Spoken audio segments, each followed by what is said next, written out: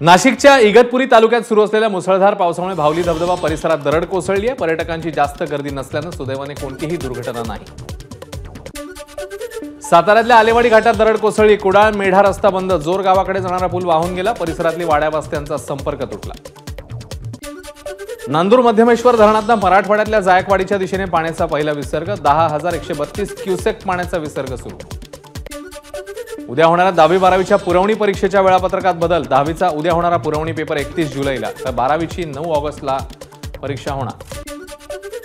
मुंबईतल्या पावसामुळे मंत्रालयातील पीओपीचा भाग कोसळला। पत्रकार कक्षातली घटना।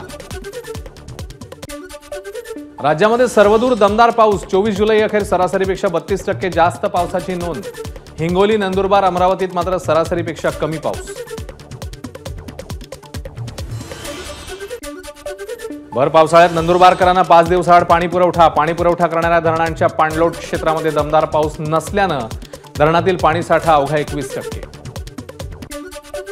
हिमाचलच्या मनालीमध्ये ढगफुटीमुळे पुराचा कहर। मनाली लेह रस्त्यावर दरड कोसळली। वाहतूक बंद। चीनच्या उत्तर पश्चिम भागात मुसळधार पावसामुळे मोठं नुकसान। घरं आणि रस्ते पाण्याखाली।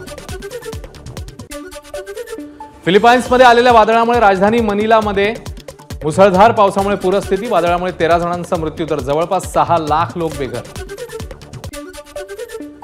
ख्रिस्ती धर्मगुरू आणि ज्येष्ठ साहित्यिक फादर फ्रान्सिस दिब्रिटो यांचं निधन।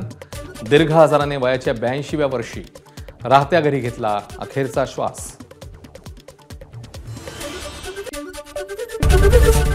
एबीपी माझा, उघडा डोळे बघा नीट।